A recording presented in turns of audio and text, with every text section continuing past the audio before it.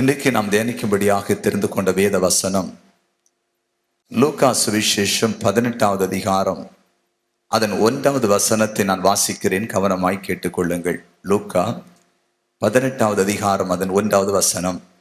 சோர்ந்து போகாமல் எப்பொழுதும் ஜெபம் பண்ண வேண்டும் என்பதை குறித்து அவர்களுக்கு அவர் ஒரு உவமையை சொன்னார். சோர்ந்து போகாமல் ஜெபம் பண்ண வேண்டும் என்பதை குறித்து ஒரு உவமையை சொன்னார்.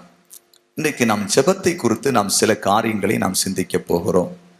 பாருங்கள், ஆண்டவர் இயேசு கிறிஸ்துவை ஏற்றுக்கொண்டு இயேசுவுக்காக தன்னை அர்ப்பணித்த ஒவ்வொரு மனிதனுடைய வாழ்க்கையிலும் ஆண்டவருடைய சமூகத்திலே நாம் ஜெபிக்கிறவர்களாக இருக்க வேண்டும். ஜெபம்தான் நம்முடைய வாழ்க்கையில் பெரிய காரியங்களை செய்கிறதாக இருக்கிறது.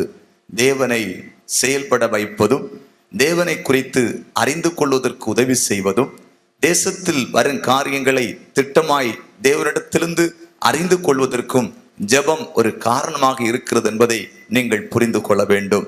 அது மட்டும் நம்முடைய ஆவிக்குரிய வாழ்க்கையில் உயர்வதற்கும், ஆவிக்குரிய வாழ்க்கையில் ஒரு மேன்மையை கண்டடைவதற்கும் ஜெபம் மிகவும் முக்கியமாக இருக்கிறது. ஆனால் கிறிஸ்துவருடைய வாழ்க்கையில் இந்த ஜெபத்தை பிசாசானவன் பல விதங்களிலே தடுத்து நிறுத்தி ஜெபத்தை ஏறெடுக்க முடியாமல் அவன் கிரியை செய்து அதன் நிமித்தமாய் அநேகர் ஆவிக்குரிய வாழ்க்கையில் சோர்ந்து போனவர்களாய், எதிர்காலத்தை குறித்து அறிந்து கொள்ள முடியாதவர்களாய், இனி என்ன வாழ்க்கை என்று சொல்லுகிற அளவிற்கு பாடுகளை சந்திக்கிறவர்களாய் மாறிவிடுவதை நாம் அறிகிறோம். ஆனால் இன்றைக்கு இந்த திருச்சபையில் கர்த்தரை ஆராதிப்பதற்காய் வந்திருக்கிற நீங்கள் அனைவரும் உங்கள் ஜெப வாழ்க்கையை நீங்கள் புதுப்பித்துக் கொள்ள வேண்டும்.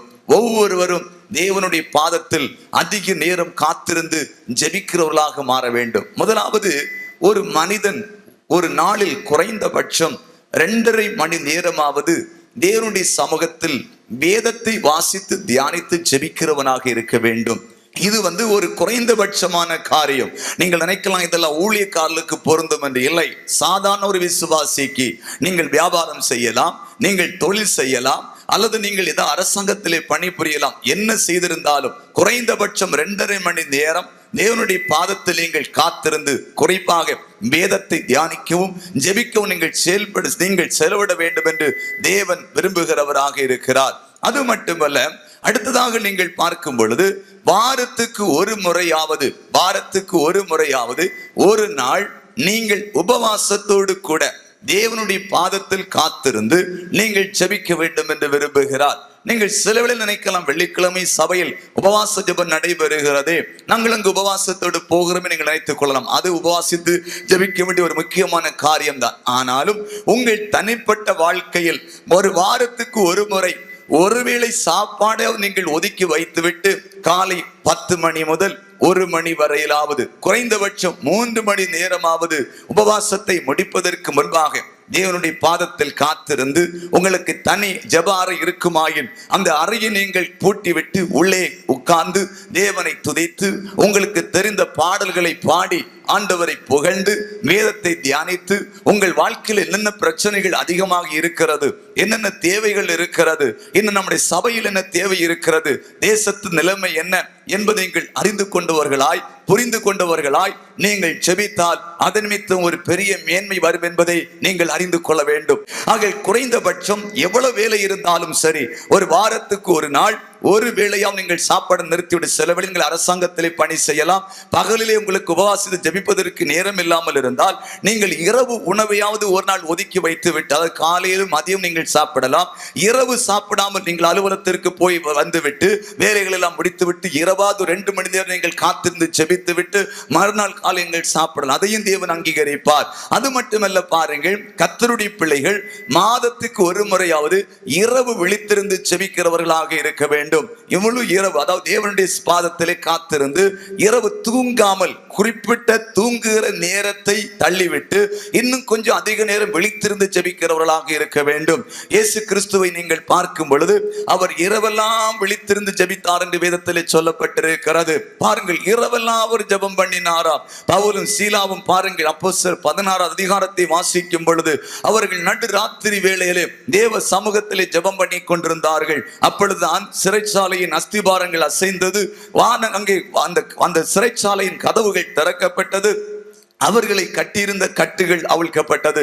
அதற்கு என்ன காரணம் என்றால் அவர்கள் இரவெல்லாம் விழித்திருந்து ஜெபம் பண்ணினார்கள். ஆகிய ஒரு விசுவாசி, ஒரு சபையில் விசுவாசியா இருக்கிற ஒரு தேவனுடைய பிள்ளை மாதத்துக்கு ஒரு முறையாவது, வழக்கமாய் இரவு 10 மணிக்கு தூங்கினால் மாதத்துக்கு ஒரு முறையாவது 1 மணிக்கு தான் தூங்க வேண்டும். நல்ல தூக்கம் வரும். அந்த தூக்கத்தை நிறுத்தி வைத்து விட்டு தேவனுடைய பாதத்தில் எல்லா ஊரெல்லாம் தூங்கின பிறகு, எல்லா ஜனங்களும் தூங்கின பிறகு தேவனுடைய பாதத்தில் வந்து வேதத்தை எடுத்து கரத்தில் வைத்துக் கொண்டு சில வேத வசனங்களை தியானித்து சில குறிப்பிட்ட ஜெப குறிப்புகளுக்காக ஜெபிக்க வேண்டும். இது உங்கள் வாழ்க்கையில் இருக்கிற சில தடைகளை மாற்றி தேவனை செயல்பட வைக்கிறதாக மாறிவிடும் என்பது நீங்கள் தெளிவாக புரிந்து கொள்ள வேண்டும்.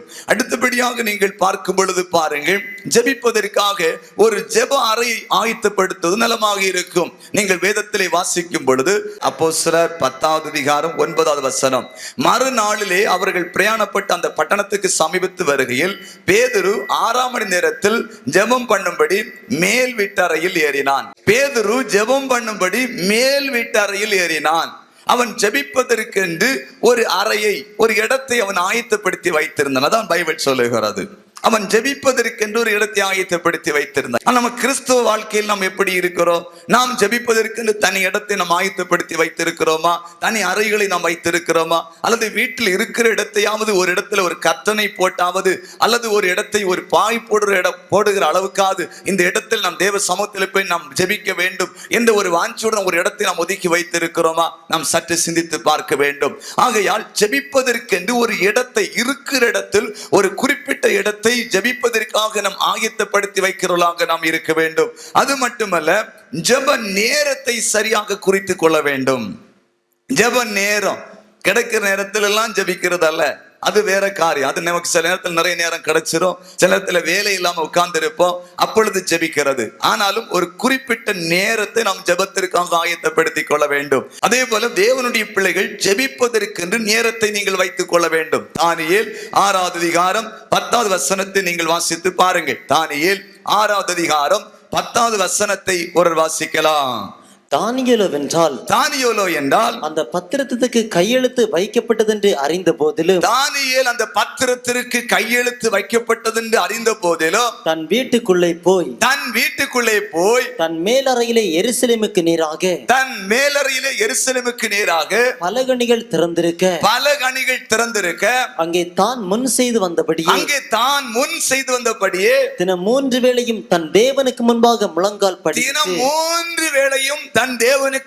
முழங்கால் படியிட்டு ஜெபம் பண்ணி ஸ்தோத்திரம் எத்தனை வேளை ஜெபம் பண்ணினா? தானியேல் எத்தனை வேளை ஜெபம் பண்ணினான்? 3 வேளை. அவனுடைய வழக்கம் 3 வேளை அவன் ஜெபிப்பான். அந்த 3 வேளையும் தவறாமல் அவன் ஜெபிக்கிறான். அதே போல் நம்முடைய வாழ்க்கையில ஜெபத்திற்கு காலையில் நான் இத்தனை மணி நான் ஜெபிப்பேன், மத்தியானம் நான் இத்தனை மணி நேரம் நான் இத்தனை நிமிடம் ஜெபிப்பேன், அது நைட்டு நான் இத்தனை மணி நான் ஜெபிப்பேன் அப்படின்னு ஒரு ஜெப நேரத்தை நீங்கள் தவறாமல் அதை ஒதுக்கி வைத்து நீங்கள் அநேகருக்கு அதுக்கான வாய்ப்பு உண்டு. குறிப்பா வெளிநாட்டில எல்லாம் சகோதரிமாளுடைய புருஷன்மான் விழுந்தா ரொம்ப வசதியா இருக்கும் ஜெபிக்கிறதுக்கு. தூரத்துல வேலை பார்த்தா வசதியா இருக்கும். பிள்ளைகள்லாம் வளர்ந்தவங்களுக்கு வசதியா இருக்கும், ரொம்ப அதிக வசதியா இருக்கும். சின்ன பிள்ளைங்க சில நேரத்தில் அந்த குறிப்பிட்ட இடத்துல ஜெபிக்க விடாது. ஆனா ஒரு அளவுக்கு பிள்ளை வளர்ந்து விட்டா நேரம் கிடைக்கும். நம்ம என்ன செய்கிறோம்? நேரத்தை அசட்டை செய்கிறோம். ஏதோ ஒரு நேரத்துல போனோம், ஏதோ ஒரு நேரத்துல பாயை தூக்கி போடணும், கொஞ்சம் ஸ்தோத்திரம் செலுத்தணும், அது 2 கொட்டாவி நம்ம தூக்கம் வந்துச்சுன்னா கதை முடிவு, நாளை ஜெபம் பண்ணலாம், கொஞ்சம் உடம்பு அசுகிறத நாளை ஜெபம் பண்ணலாம் அப்படின்னு நம்ம ஜெப நேரத்தில் நம்ம அசட்டு பண்ணிக்கொண்டே போகிறோம். இதனால்தான் நம்முடைய வாழ்க்கையில, ஆவிக்குரிய வாழ்க்கையில முன்னேற முடியவில்லை. நாம் நிறைய ஆசீர்வாதங்களை பெற்றுக்கொள்ள முடியவதில்லை. தேவன் கொடுக்கிற தீர்க்க தரிசனங்கள் நிறைவேறுவதில்லை. தேவன் நம்மை குறித்து சொல்கிற திட்டங்கள் நிறைவேறுவதில்லை. ஏனென்றால் அந்த திட்டங்கள் நிறைவேறுவதற்காக நான் ஜெபிப்பதில்லை, தேவ சமூகத்திலே காத்திருப்பதில்லை. ஜெப நேரங்கள் வீணாய் போய் கொண்டிருக்கிறது. அந்த நேரத்தில் தேவ சமூகத்தில் காத்திருக்காமல் இருக்கும்போது தேவன் சீர்திருத்த காரியங்கள் செய்ய முடியாமல் தடைபட்டு போய்விடுகிறது. அது மட்டுமல்ல, ஜெபிக்க போகும்போது ஜெப குறிப்பு சரியாக இருக்கணும். நல்லா புரிஞ்சுட்டுங்க. சரியாக என்ன காரியத்திற்காக ஜெபிக்கிறோம் என்பதை, என்ன காரியத்துக்கு நமக்கு தேவை இருக்கிறது என்பதை நீங்கள் அறிந்து மறந்து போகும் என்றால் ஜெப குறிப்பை எழுதி வைத்திருக்க வேண்டும். அது மட்டுமல்ல, சில ஜெப குறிப்புகளை ஆவியானவரே கொடுப்பார். நல்லா கேளுங்க. சிலதை நீங்கள் உலகத்துக்குள்ள இருக்கிறதுனால உங்களுக்கு தெரியும், இந்த தேவை இருக்கிறது, இந்த பிரச்சனை இருக்கிறது, இல்லை ஒரு விடுதலை வேண்டும் என்று நீங்கள் விரும்பும் பொழுது நீங்கள் அதை எழுதி வைத்து ஜெபிக்கலாம். சில நேரத்தில் நீங்கள் அதற்காக ஜெபித்துக் கொண்டிருக்கும் பொழுது ஆண்டவர் சொல்வார், தேசத்தில் இந்த காரியம் வரப்போகிறது, அல்லது ஒரு வாலிபனுக்கு விபத்து வரப்போகிறது, அல்லது ஒரு குடும்பத்திற்கு ஒரு பிரச்சனை வரப்போகிறது என்று ஆண்டு சில நேரத்தில் ஜெபம் பண்ணும் போதே தரிசனம் கொடுப்பார், அல்லது உணர்த்துவார், அல்லது உள்ளத்தில் பேசுவார். நீ இதற்காக ஜெபி. இது ஆவியானவர் கொடுக்கிற ஜெப குறிப்பு என்பது அது புரிந்து கொள்ள முடியும் தேவ பிள்ளைகளாக. ஜெப குறிப்பை சரியாக ஆயத்தப்படுத்தி தேவ சமூகத்தில் தேவையில்லாத வார்த்தைகளை போட்டு அலப்பாதபடிக்கு கருத்தாக ஜெப குறிப்புகளை வைத்து ஜெபிக்கிறவர்களாக இருக்க வேண்டும். கரங்களை தட்டி ஆண்டவரை மகிமைப்படுத்த அல்லேலூயா. பாருங்கள், ஆனால் அடுத்து நான் சொல்லுகிற காரியம் என்றால், நம்முடைய ஆண்டவர் எப்படிப்பட்டவர்? நம்ம அவர்கிட்ட ஜெபிக்க போகிறோம், அவர்கிட்ட நம்ம சில காரியங்களை சொல்ல போகிறோம். அவர் எப்படிப்பட்டவராம்? சங்கீதம் 65 2வது வசனத்தை வாசிக்கலாம். சங்கீதம் 65 2வது வசனத்தை ஒரு வாசிக்கலாம். ஜெபத்தை கேட்கிறவரே, ஜெபத்தை கேட்கிறவரே, மாம்சமான யாவரும் உம்மிடத்தில் வருவார்கள். மாம்சமான யாவரும் உம்மிடத்தில் வருவார்கள். இப்ப வசனம் சொல்லுது, சரி நம்ம இப்ப ஜெபிக்க போகிறோம். அப்ப ஆண்டவருடைய வார்த்தை சொல்ல அவர் ஜெபத்தை கேட்கிறவர். இப்ப வேதம் சொல்ல அவர் ஜெபத்தை கேட்கிறவர். நம்ம ஏன் ஜெபிக்கிறோம்? ஏன் நம்ம ஜெபம் பண்ணணும்? நம்ம ஆண்டவர் ஜெபித்த கேட்கிறவர். இப்ப உதாரணம் நீங்க பாத்தீங்கன்னா, நம்ம ஒரு ஆள்கிட்ட பேசிட்டு இருக்கிறோம், அதாவது பேசிட்டே இருக்கிறோம். சிஸ்டர் நல்லா இருக்கீங்களா, பிரதர் நல்லா இருக்கீங்களா, சாப்பிட்டீங்களா, இன்னைக்கு சர்ச்சுக்கு போனீங்களா, நாளை நீங்க எங்க போவீங்க அப்படின்னு கேட்டா அந்த ஆளு அப்படியே உட்கார்ந்து இருந்தா என்ன அர்த்தம்? அந்த ஆளு கேட்கவே இல்லை. ஆனா நம்ம ஆண்டவர் அப்படி இல்லை. நம்ம ஜெபம் பண்ண ஆரம்பிச்சோட கேட்கிறாரா? நல்லா புரிந்து கொள்ளுங்க. கேட்கிறதா பைபிள் சொல்லுது. ஜெபத்தை கேட்கிறவரே உம்மிடத்தில் யாவர், மாம்சமன் யாவர் உம்மிடத்தில் வருவார்கள். ஏனென்றால் நம்முடைய தேவன் ஜெபத்தை கேட்கிறவர். நீங்க நல்லா புரிந்து கொள்ள வேண்டும். ஆண்டவரிடத்தில் சும்மா நின்று கொண்டு இயேசுவின் மூலம் ஜெபம் கேளும் பிதாவே அப்படின்னு சொன்னவனும் கேட்க மாட்டார். ஜெபத்தில் ஆண்டவர் தெரியப்படுத்தணும். ஜெபம் என்பது தேவனோடு தொடர்பு கொள்வதற்கு, ஐக்கியப்படுவதற்கு தேவன் தந்த ஒரு வழிதான் ஜெபம். நம் ஜெபத்திலே இருக்கும்போது, ஜெபிக்கும் போது அந்த ஜெபத்தை ஆண்டவர் கேட்கிறாராம். பைபிள் சொல்லுகிறது. சங்கீதம் 94 9வது வசனத்தை வாசித்து பாருங்கள். சங்கீதம் 94 9வது வசனத்தை ஒரு வாசிக்கலாம். காதை உண்டாக்கினவர் கேளாரோ, காதை உண்டாக்கினவர் கேளாரோ, கண்ணை உருவாக்கினவர் காணாரோ, கண்ணை உருவாக்கினவர் காணாரோ. கேட்டீங்களா? காதை உருவாக்கினவர் யாரு? இந்த காதை உருவாக்கினவர் யார்? யாத்திராகமம் 3வது அதிகாரத்தில் மோசேட்ட ஆண்டவர் பேசும்போது சொன்னார், மோசேட்ட சொல்றார், நீ எகிப்துக்கு போ, ஜனங்களை விடுதலை கலன்னு சொல்றான், எனக்கு பேசுகிற திக்குவாய் மந்தனாவு. ஆண்டவர் சொன்னாரு, டேய் ஊமையனையும் செவிடனை, தம்பி அந்த வசனத்தை எடுத்து வாசி. யாத்திரம் 4வது அதிகாரம் 11வது வசனம். ஹல்லேலூயா.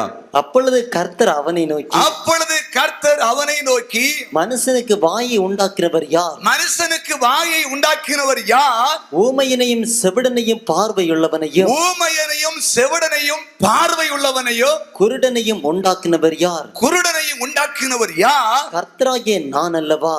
கர்த்தராகி நான் அல்லவா என்று சொல்லாரு. ஊமை செவிடை எல்லாம் படைச்சது நான் தான். வாயை படைச்சது நான் தான். காதை உண்டாக்கினவர் நான். காதை உண்டாக்கினவருக்கு கேட்கிற திறன் உண்டு. ஏன்னா இன்னும் பைபிள் சொல்லுகிறது. 2 நாளாகமும் 7வது அதிகாரம் 15வது வசனத்தை வாசித்து பாருங்கள். 2 நாளாகமும் 7வது அதிகாரம் 15வது வசனத்தை வாசிக்கலாம். இந்த ஸ்தலத்திலே செய்யப்படும் ஜெபத்திற்கு, இந்த ஸ்தலத்திலே செய்யப்படும் ஜெபத்திற்கு என் கண்கள் திறந்தவைகளும், என் கண்கள் திறந்தவைகளும், என் செவிகள் கவனிக்குரலுமாய் இருக்கும். இந்த ஸ்தலத்தில், இந்த இடத்தில் செய்யப்படும் ஜெபத்திற்கு, நீங்க வீட்டுல ஜெப அறையில செய்யப்படும் ஜெபத்திற்கு அப்படியே கண்களும் திறந்து இருக்குதான், செவிகளும் கேட்கிறதாக இருக்குது. அப்போ நம்முடைய ஆண்டவர் ஜெபத்தை கேட்கிறப்ப ஜெபிக்கிறவங்க முதல்ல அந்த விசுவாசிக்கணும். சும்மா போயிட்டு நின்றுட்டு ஜெபம் பண்ணிட்டு வரக்கூடாது. என் ஆண்டவர் ஜெபத்தை கேட்கிறவர். உண்மைதானே? விசுவாசம் வந்திருக்கு. இதனால நீங்க ஜெபம் பண்ணிருப்பீங்க.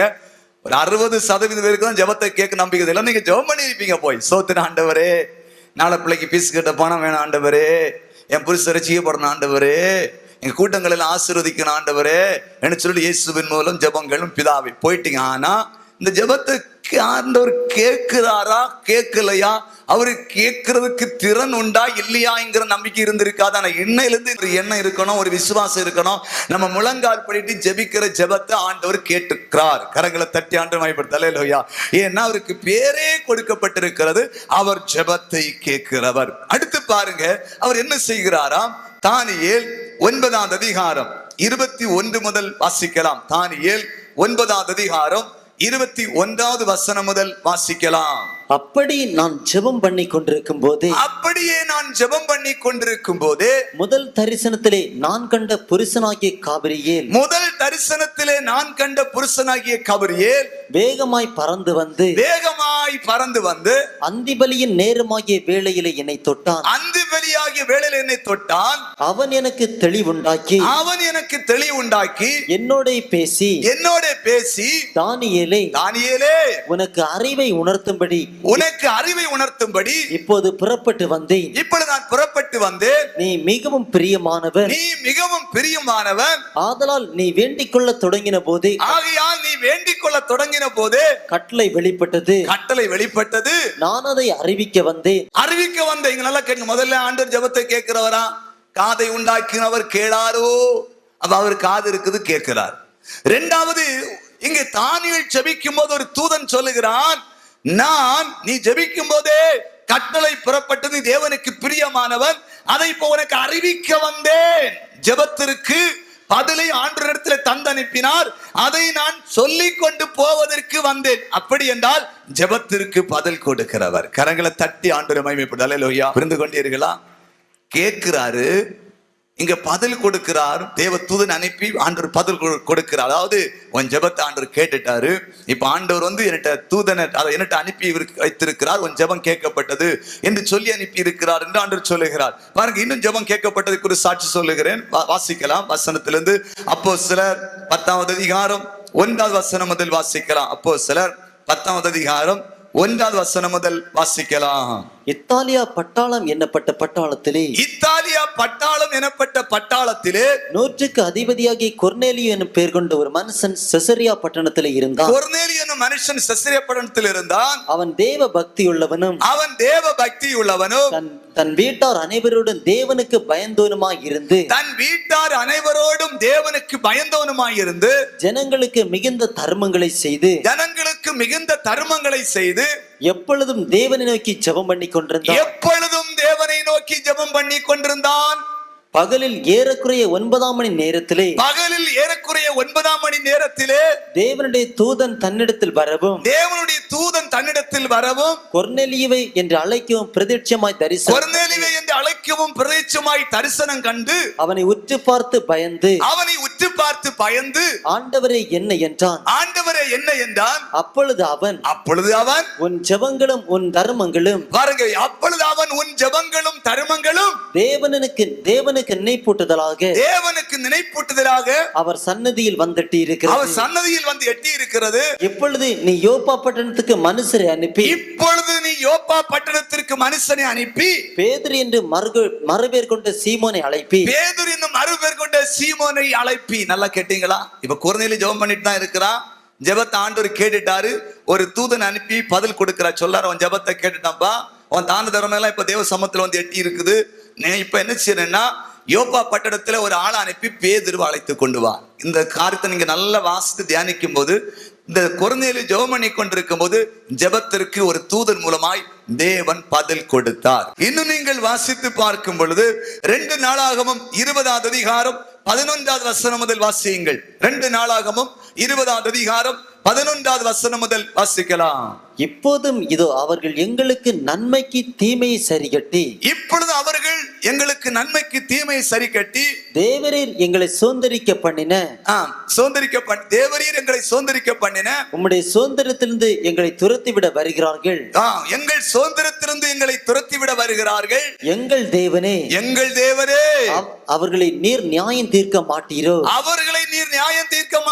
ஜெபம் பண்றாங்க. யோசபாத்தனுடைய ஆட்களை இப்ப ஜெபம் பண்றாங்க. ஆண்டவரே, நீர் தந்த சுதந்திரத்தை சத்துருக்கள் பிடுங்குவதற்கு வந்திருக்கிறாங்க, நீர் நியாயம் தீர்க்க மாட்டீரோ? வாசிக்கலாம். எங்களுக்கு விரோதமாக வந்த இந்த ஏராளமான கூட்டத்திற்கு முன்பாக வந்திருக்கிற இந்த ஏராளமான கூட்டத்திற்கு முன்பாக நிற்க எங்களுக்கு பலனில்லை. நாங்கள் செய்ய வேண்டியது என்னவென்று எங்களுக்கு தெரியவில்லை. ஆகையால் எங்கள் கண்கள் உம்மையை நோக்கி இருக்கிறது என்றால் யூதா கோத்திரத்தார் அனைவரும் அவர்கள் குழந்தைகளும் அவர்கள் பெண் ஜாதிகளும் அவர்கள் குமாரரும் கூட கர்த்தருக்கு முன்பாக நின்றார்கள். அப்பொழுது சபையின் நடுவில் இருக்கிற மத்தனியாவின் குமாரனாகிய ஏலியின் மகனான பெனாயாவுக்கு பிறந்த சகரியாவின் புத்திரன் சகரியாவின் புத்திரன் யகாசியேல் என்னும் ஆசாப்பின் புத்திரில் ஒருவனான லேவியன் மேல் கர்த்தருடைய ஆவி இறங்கினதனால் அவன் சொன்னது. அவன் மேல் கர்த்தருடைய ஆவி இறங்கினதனால் அவன் சொன்ன. நல்லா கேளுங்க. இப்போ யோசபாத்தோட ஆட்கள் ஆண்டுட்ட ஜெபம் பண்றாங்க. எதிரிகள் வந்திருக்காங்க, ஆண்டவரே எங்களுக்கு பலன் இல்லைன்னு இப்ப ஜெபம் பண்றாங்க. ஜெபிக்கும் போது கர்த்தருடைய ஆவியானவர் அங்க ஒரு மேல அங்க கூட்டத்துல ஜெபம் பண்ண ஒருத்தன் மேல இறங்குகிறார். இறங்கி வாசிக்கலாம். சகல யூதா கோத்திரத்தாரே எருசலேமின் குடிகளே ராஜாவாகிய யோசபாத்தை கேளுங்கள். நீங்கள் அந்த ஏராளமான கூட்டத்திற்கு பயப்படாமலும் கலங்காமலும் இருங்கள் என்று கர்த்தர் உங்களுக்கு சொல்லுகிறார். இந்த யுத்தம் உங்களுடையதல்ல, தேவனுடையது. கரங்களை தட்டுவோமா? அல்லேலூயா. இப்ப ஜெபத்திற்கு இங்க பதில் வந்ததா இல்லையா? முதல்ல ஒரு தூதன் அனுப்பி பதில் சொல்லார். கொர்நேலியுக்கும் தானியேலுக்கும் ஜெபம் பண்ணும்போது தூதன் வழியாக பதில் கொடுக்கிறார்.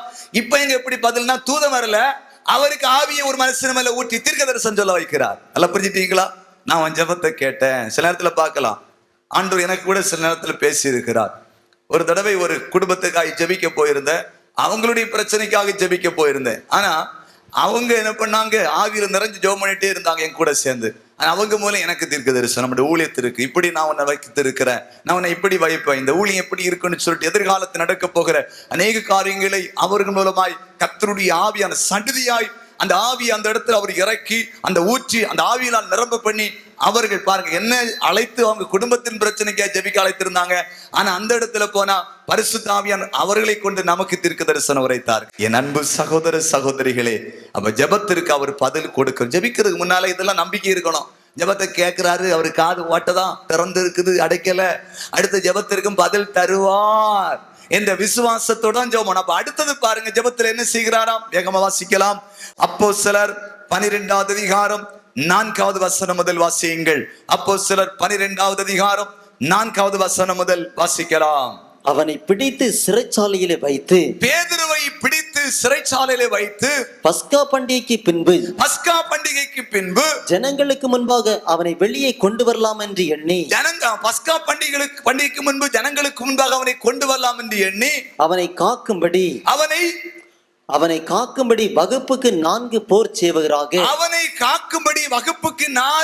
சேவகராக ஏற்படுத்திய 4 வகுப்புகளின் வசமாக ஒப்புவித்தார்கள். அப்படியே பேதுரு சிறைச்சாலையில் காக்கப்பட்டிருக்கையில் சபையார் அவனுக்காக தேவனை நோக்கி ஊக்கத்தோடு ஜெபம் பண்ணார்கள். பிரசங்கியார பிடிச்சு உள்ள போட்டாங்க. யார? பேதுருவை. இவரை பிடிச்சு உள்ள போட்ட உடனே சபை மக்கள் சும்மா இருக்கல, எல்லாரும் வந்து ஆண்டவரே எங்க ஊழியக்காரரை வெளியே கொண்டு வாருன்னு சொல்லிட்டு இங்க எல்லாரும் இருந்து முழங்கால முடக்கி ஒரே ஜெபம். என்ன நடக்குது? அடுத்த வசனத்தை வாசிக்கலாம். அவர்கள் முதலாம் காவலையும் இரண்டாம் காவலையும் கடந்து நகரத்திற்கு போகிற இருப்பு கதவண்டையில் வந்தபோது அது தானாய் அவர்களுக்கு திறவுண்டது. அதன் வழியாய் அவர்கள் புறப்பட்டு ஒரு வீதி நடுவே நடந்து போனார்கள். உடனே தூதன் அவனை விட்டு போய்விட்டான். நல்லா கேளுங்க. இங்க பேதுருவை சிறைச்சாலிருந்து விடுதலையாக்கி கொண்டு வருவதற்கு காரணம், ஒரு தூதன் அனுப்பி விடுதலை கொண்டதுக்கு காரணம் சபை மக்களுடைய ஜெபம். அப்படி என்றால் ஜெபத்திற்கு ஆண்டவர் அற்புதத்தை செய்கிறவர். ஜெபிக்காமல் இருந்தால் எதையும் சாதிக்க முடியாது. இன்னைக்கு நீங்க கேட்கணும், எனக்கு ஜெப ஆவியை தாரும் பாருங்க. ஆனா நம்ம பாருங்க, ஜெபிக்கிறவங்க எப்படி இருக்கணும்? வாசிக்கலாம். அப்போஸ்தலர் 10வது அதிகாரம் 1-2 வசனத்தை வாசியுங்கள். அப்போஸ்தலர் 10வது அதிகாரம் 1-2 வசனத்தை வாசிக்கலாம். இத்தாலியா பட்டாளம் என்னப்பட்ட பட்டாளத்திலே 100க்கு அதிபதியாகிய கொர்நேலி என்னும் ஒரு பேர் கொண்ட ஒரு மனுஷன் செசரியா பட்டணத்திலே இருந்தான். அவன் தேவ பக்தியுள்ளவனும் தன் வீட்டார் அனைவரோடும் தேவனுக்கு பயந்தவனுமாயிருந்து ஜனங்களுக்கு மிகுந்த தர்மங்களை செய்து எப்பொழுதும் தேவனை நோக்கி ஜெபம் பண்ணி கொண்டிருந்தான். இங்க அழகா சொல்லப்பட்டிருக்குது, அவனுக்கு முதல்ல தேவ பக்தி இருந்தது. அதன் பிறகு அவன் வீட்டார் அனைவரோடு கூட பயப்பட்டான், கர்த்தருக்கு தான தர்மம் செய்தான், அதுக்கப்புறம் ஜெபம் பண்ணான். அப்ப யாருக்கு ஜெபத்தை கேட்கிறாரு? முதல்ல தேவ பக்தி இருக்கணும். தேவன் மீது ஒரு பக்தி, தேவன் மீது ஒரு வைராக்கியம், இயேசு மீது இருக்கிற ஒரு நம்பிக்கை. இயேசுதான் தெய்வம், இயேசுக்காக நான் நிற்பேன், இயேசுக்காக மரிப்பேன், இயேசுக்காக பிரசங்கம் பண்ணுவேன், இயேசு ஆண்டவர் என்று நான் சொல்லுவேன், இயேசுக்காக என் கடைசி மூச்சு இருக்கிறவரும் வாழுவேன். இதுதான் தேவ பக்தி. எந்த ஒரு மனிதன் ஆண்டவர் மீது பக்தி வைராக்கியம் பாராட்டுகிறானோ அவனை ஆண்டவர் தமக்காக தெரிந்து கொள்வார். வாடா, நீதான் எனக்கு வேணும், என் மேல அவனுக்கு என்ன பக்தி இருக்குது, என்ன அன்பு இருக்குது, என்ன வைராக்கியம் இருக்கு, நீ வா, இந்த தேசத்தை கலக்கணும், நீ எனக்காக ஊழியம் செய்யணும், எனக்காக பிரசங்கம் பண்ணணும், எனக்காக அற்புதம் செய்யணும், எனக்கு அடையாளம் செய்யணும், எனக்காக ஜனங்களின் பாதத்தை திருப்பணும், நான் ஆண்டவர் நிரூபிக்கணும், வா என்று தேவன் அழைப்பார். அவர்கள் ஜெபிப்பதற்கு முன்பாய் தேவனுடைய மேல் ஒரு பக்தி, தேவ பக்தி உள்ள மனிதன் எந்த சூழலை அவரையே உயர்த்தி காண்பிப்பான், யோபை போல இருப்பான். கர்த்தர் கொடுத்தார், கர்த்தர் எடுத்தார், கர்த்தருடைய பரிசுத்த நாமத்திற்கு ஸ்தோத்திரம். அது மட்டும் அவன் சொல்லுவான், மனைவியை பார்த்து பைத்தியக்காரி பேசுவதை போல் பேசுகிறாய், நன்மை பெற்ற நாம் தேவனுக்கு தீமையும் பெற வேண்டாமோ? இதுதான் பக்தி வைராக்கியம் என்றால். என் தேவன் என்ன செய்தால் அது நன்மைக்கு எதுவாகவே செய்கிறவர். கரங்களை தட்டி ஆண்டவரை மகிமைப்படுத்த அல்லேலூயா. இந்த பக்தி வைராக்கியம் இருக்கிறதா உங்களுக்கு? தேவன் மீது ஒரு பக்தி இருக்கிறதா? அடுத்தது என்னன்னா, தேவனுக்கு பயப்படணும், ஆண்டவருக்கு பயப்படணும். கிறிஸ்தவர்கள் ஒவ்வொருவரும் தேவ வசனத்தின்படி தன்னுடைய வாழ்க்கையை அமைத்துக் கொள்ள வேண்டும். இவருடைய ஜெபத்தை தான் ஆண்டவர் கேட்பார். அதன் பிறகு தான தர்மமும் செய்யணும். வேதத்தை நீங்க வாசிக்கும் பொழுது ஹல்லேலூயா, ஏசாயா 58வது அதிகாரம் 7வது வசனத்தை வாசிக்கலாம். ஏசாயா 58:7வது வசனத்தை வாசிக்கலாம். பசியுள்ளவனுக்கு உன் ஆகாரத்தை பகிர்ந்து கொடுக்கிறது, பசி உள்ளவனுக்கு உன் ஆகாரத்தை பகிர்ந்து கொடுக்கிறதும், துரத்துண்ட சிறுமையானவர்களை வீட்டிலே சேர்த்துக் கொள்ளுகிறது, துரத்துண்ட சிறுமையானவனை உன் வீட்டில் சேர்த்துக் கொள்ளுகிறதும், வஸ்திரம் இல்லாதவனை கண்டால் அவனுக்கு வஸ்திரம் கொடுக்கிறது, வஸ்திரம் இல்லாதவனை கண்டால் அவனுக்கு வஸ்திரம் கொடுப்பதும், உன் மாம்சமானவனுக்கு உன்னை ஒழிக்காமலும் இருக்கிறதும் அல்லவோ, உன் மாம்சமானவனுக்கு உன்னை ஒழிக்காமல் இருக்கிறது அல்லவோ. எனக்கு உகந்த உபவாசம், எனக்கு உகந்த உபவாசம். உபவாசம் பண்றவங்க இதெல்லாம் நல்லா படிக்கணும். ஆண்டு சொல்லாரு, உபவாசம்னா வஸ்திரம் இல்லாதவனுக்கு வஸ்திரத்தை கொடுக்கணும், சாப்பாடு சாப்பாடு கொடுக்கணும், முடிந்த அளவுக்கு. அதனால கடன் வாங்கி கொடுக்க சொல்லல, நமக்கு வசதி இருந்தா அதுக்கு ஏற்றபடி கொடுக்கணும், ஏழைகளுக்கு கொடுக்கணும். என்ன பைபிள் சொல்லுகிறது, ஆண்டு சொல்லுகிறார், நீங்க இந்த சிறியவர்களுக்கு எதை செய்தீர்களோ அதை எனக்கே செய்தீர்கள். அப்ப எப்படி ஜெபிக்கணும்னா, பக்தி இருக்கணும், கர்த்தருக்கு பயப்படணும், தான தர்மம் செய்யணும், அப்படிதான் ஜெபம் பண்ணணும். இரண்டாவது ஜெபிக்கிறவங்க எப்படி இருக்கணும்? 2 சாமுவேல் 1வது அதிகாரம் 10, 11, 12 வசனத்தை வாசிக்கலாம். அவள் போய் மனங்கசந்து மிகவும் அழுது, அவள் போய் மனம் கசந்து மிகவும் அழுது, கர்த்தரை நோக்கி விண்ணப்பம் பண்ணி, கர்த்தரை நோக்கி விண்ணப்பம் பண்ணி, சேனைகளின் கர்த்தாவே, பாருங்க அன்னாள் ஜெபிக்கிறா. எப்படி ஜெபிக்கிறானா, சேனைகளின் கர்த்தாவே, தேவரீர் உம்முடைய அடியாளின் சிறுமையை கண்ணோக்கி பார்த்து, தேவரீர் உமது அடியாளின் சிறுமையை கண்ணோக்கி பார்த்து, உம்முடைய அடியாளை மறவாமல் நிலைத்தருளி, உம்முடைய அடியாளை மறவாமல் நினைத்தருளி, உமது அடியாளுக்கு ஒரு ஆண் பிள்ளையை கொடுத்தால், உம்முடைய அடியாளுக்கு ஒரு ஆண் பிள்ளையை கொடுத்தால், அவன் உயிரோடுக்கும் சகல நாளும் நான் அவனை கர்த்தருக்கு ஒப்புக் அவன் கொடுப்பேன். உயிரோடு இருக்க நாளெல்லாம் அவனை கர்த்தருக்கு ஒப்புக் கொடுப்பேன். இவளை ஜெபத்தை நல்லா கேளுங்க. அதுல ஜெபித்த ஜெப குறிப்பில 3 காரியத்தை அழகா பார்க்கல. சிறுமையை கண்ணோக்கி பார்க்கணும் ஆண்டவரே, எனக்கு ஒரு ஆண் பிள்ளை வேண்டாம் ஆண்டவரே, எனக்கு அந்த ஆண் பிள்ளை நீ தந்தா அவனை உமக்கே ஒப்பு கொடுப்பேன். நல்ல அழகா 3 பாயிண்ட் இருக்கு அதுக்குள்ள. அது நான் முதல்ல சொன்ன மாதிரி ஜெப குறிப்பு எதற்காக ஜெபிக்கப்படுகிறோம் என்று அறிந்து அந்த காரியத்தை ஆண்டுகிட்ட போய் வளர்க்கணும். நல்லா கேட்டீங்களா? ஜெப குறிப்பை கருத்தாக எதற்காக ஜெபிக்கிறோம், என்ன பிரயோஜனத்துக்காக ஜெபிக்கிறோம், இந்த காரியம் நடந்தா என்ன நன்மை உண்டாக்குன்னு ஆண்டு சமூகத்தில் வரும்போது அதை விளக்கி நீங்கள் ஜெபிக்கும் போது அந்த ஜெபத்திற்கு ஆண்டவர் அற்புதம் செய்வதற்கு ஏதுவாக மாறும். அல்லேலூயா சொல்லுங்க, அல்லேலூயா. பாருங்க, அப்ப கருத்தா ஜெபிக்கணும். ஒரு மனைவி எங்க இருக்குது? No use. அது ஒரே மனம் முதல்ல இருக்கணும். முதல்ல குடும்பத்துல ஒரு மனதை வருத்தி கொள்ளுங்கள், அதுக்காக அதிகமாய் ஜெபியுங்கள். உங்க வீட்டுக்குள்ள ஒரு மனம் வந்தாதான், கணவன் மனைவிக்குள்ள ஒரு மனம் வந்தாதான் வெளியில பெரிய காரியம் நடக்கும். நாம் ஜெபித்து பிடிக்க போகிறோம். ஹல்லேலூயா. தானியேலை போல காத்திருந்து ஜெபிக்கட்டும். இதன் மூலம் அவருடைய குடும்பங்களிலே ஒரு பெரிய மேன்மை உண்டாகணும். தனிப்பட்ட வாழ்க்கையில் அற்புதங்கள் நடக்கணும். எங்கள் திருச்சபை ஆசீர்வதிக்கப்படணும் ஆண்டவரே. அதற்காக இந்த திருச்சபை மக்களை ஜெபிக்கிற மக்களாய் என் தேவன் இப்பொழுதே ஆயத்தப்படுத்தும்படியாய் உம்முடைய ஊழியக்காரன் பாரத்தோடு ஜெபிக்கிறேன். ஜெபத்தை தடை பண்ணுகிற சக்திகள் இயேசுவின் நாமத்தில் இப்பொழுது விலகுவதாக. ஒவ்வொரு மீதும் ஜெபிக்கிற கிருபை இப்பொழுது இயேசுவின் நாமத்தில் அமருவதாக.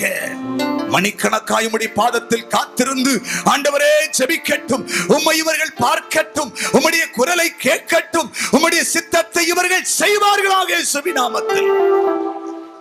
அப்படி செய்கிறீர், அதற்காய் நன்றி. ஒரு ஜெபத்தை கேட்டீர், அதற்காய் நன்றி. இயேசுவின் மூலம் பிதாவே.